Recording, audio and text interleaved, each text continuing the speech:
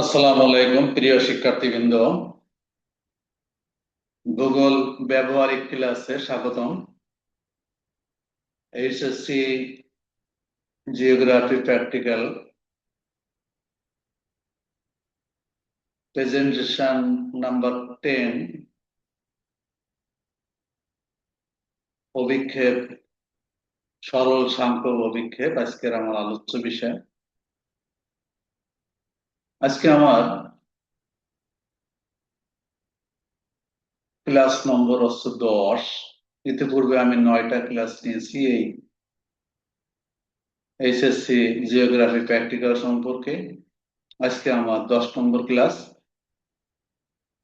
আজকে আমার আলোচ্য সরল সাংখ্য অভিক্ষেপ নিয়ে। অধিক অনুপাত 1:16,70,00,000, অর্থাৎ 1:167 পরে 6টা শূন্য দিলে হবে। ব্যবধান হচ্ছে 15 ডিগ্রি। অক্ষরেখা দ্রাঘিমারেখার ব্যবধান হচ্ছে 15 ডিগ্রি। এই মাপ নিয়েই আমি আলোচনা করব। নিচে আমার একটা ছবি দেওয়া আছে এবং নাম লেখা আছে। এইটা আমার ইউটিউব চ্যানেলটা সাবস্ক্রাইব করা আহ্বান জানিয়ে আজকে ক্লাসটা শুরু করতে যাচ্ছি। প্রথমে আমরা অঙ্কটা দেখে নিই এবং তার সমাধানটা দেখে নিই। প্রশ্ন হচ্ছে প্রতিগুণ পদ 1,16,70,00,000, অক্ষরেখা দ্রাঘিমার ব্যবধান 15 ডিগ্রি, পরিমিত অক্ষরেখার মান 45 ডিগ্রি নিয়ে একটি সরল সংখ্যক অভিক্ষেপ অঙ্কন করো। সংকুচিত পৃথিবীর ব্যাসার্ধ বা ভূগোলকের ব্যাসার্ধ, আমরা যেটাই লিখি না কেন আর দিয়ে রেডিয়াস, একটা সূত্র আছে, নিয়ম আছে, পৃথিবীর প্রকৃত ব্যাসার্ধ ভাগ প্রতিবিম্ব অনুপাতের হর রাশি। এখানে পৃথিবীর প্রকৃত ব্যাসার্ধটা হচ্ছে 25 কোটি, অর্থাৎ 250 পরে 6টা শূন্য। আর প্রতিবিম্ব অনুপাতের ভর রাশি হয়েছে 1:16,70,00,000, তার মানে হচ্ছে 1:16,70,00,000। এটা যদি আমরা শূন্যগুলো উঠাই দিই 6টা, তাহলে 250 বা 167 দিয়ে ভাগ করলে আমাদের যে উত্তরটা হবে 1.5 ইঞ্চি। এখন আমাদের এইটুকু জানলেই হবে 1.5 ইঞ্চি। এই মানটা নিয়েই আমার মূলত অভিক্ষেপটা অঙ্কন করতে হবে। তাহলে আমরা মনে রাখি যে 1.5 ইঞ্চি সেটা নিয়ে আমরা অভিক্ষেপটা অঙ্কন করব। এখানে আমার একটা নমুনা চিত্র দিয়েছি। নমুনা চিত্রই আমি তোমাদের ক্লাসে করিয়ে দেবো, বাকিটা এটা একটু দেখে নাও। প্রথমে 1.5 ইঞ্চি আমরা কি পেয়েছি? আসলে ভূগোলকের ব্যাসার্ধ, তার মানে হচ্ছে এখানে আমরা যদি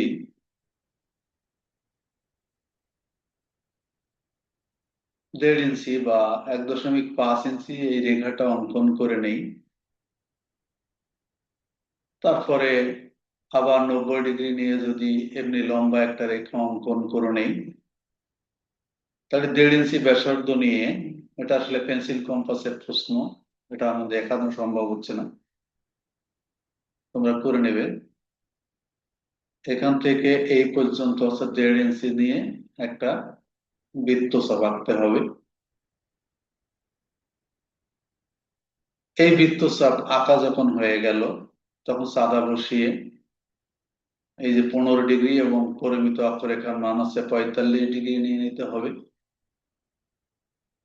তারপরে এখানে চাঁদা বসিয়ে 90 ডিগ্রিতে একটা স্পর্শক অঙ্কন করতে হবে।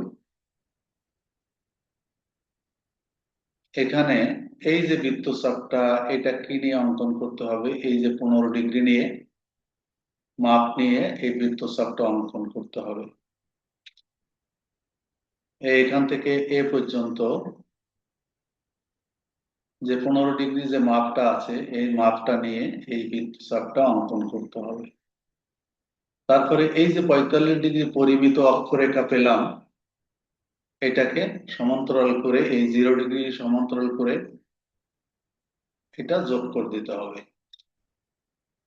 তাহলে আমার প্রথম চিত্র এখানে 0 ডিগ্রি, 15 ডিগ্রি, 45 ডিগ্রি, এই যে প্রথম যে চিত্রটা,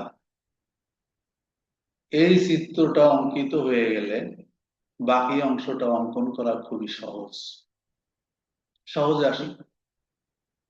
প্রথমে আমরা একটা যে কোনো রেখা উত্তর ও দক্ষিণ বরাবর একটা রেখা নেই, সরলরেখা, উল্লম্ব রেখা নেই। এই রেখাটা তোমরা প্রথমে অঙ্কন করবে।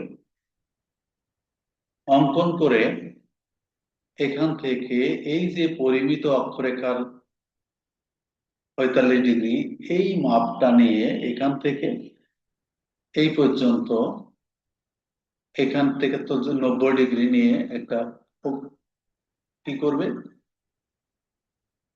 একটা বৃত্তচাপ আঁকবে।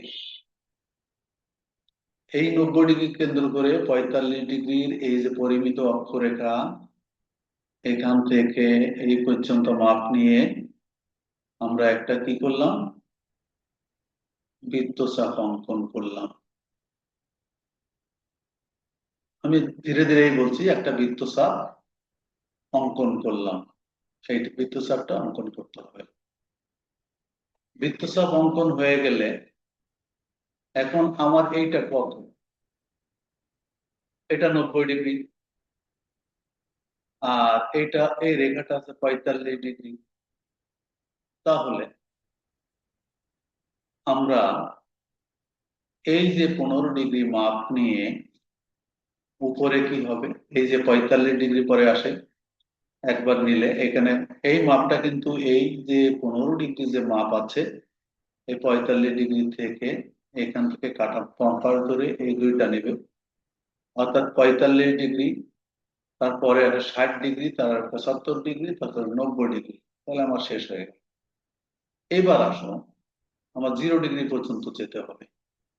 45 একই মাপের 45, তারপরে 15 বাদ দিলে হয় 30, তারপরে আসে 15, তারপরে আসে 0। তাহলে উপরে দুইটা ভাগ, নিচে তিনটা ভাগ নিলে আমার মূলত 0 থেকে 90 ডিগ্রি পর্যন্ত রেখাটা ভাগ হয়ে যাবে। এবার আসুন আমরা কি করব। এই যে ভাগ হয়ে গেল, এই যে 90 ডিগ্রি, এখানে সাদা না, এখানে পেন্সিল কম্পাস বসিয়ে আমরা এই যে 75 ডিগ্রি চেয়েছিলাম, এটা বৃত্তচাপ গুলো আমরা সব বৃত্তচাপ গুলো এঁকে নেব।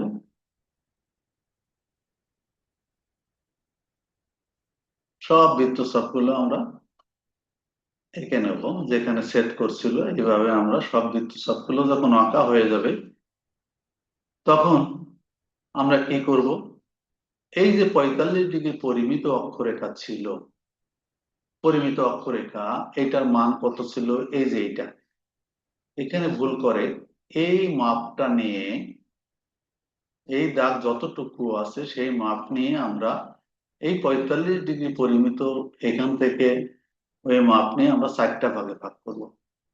1 ভাগ, 2 ভাগ, 3 ভাগ, 4 ভাগ। এই পাশেও ঠিক 1, 2, 3, 4, এটা হলো। তারপরে আমরা কি করব, এই উপরেরটা ফাঁকা রেখে এই 75 ডিগ্রি থেকে শুরু করে এই যে রেখা ছেদ করছিল 15, এই বরাবর আমরা স্কেল বসিয়ে এইসব দাগগুলো আমরা, সব দাগগুলো আমরা দিয়ে দেবো, দ্রাঘিমা রেখাগুলো আমরা এঁকে দেবো।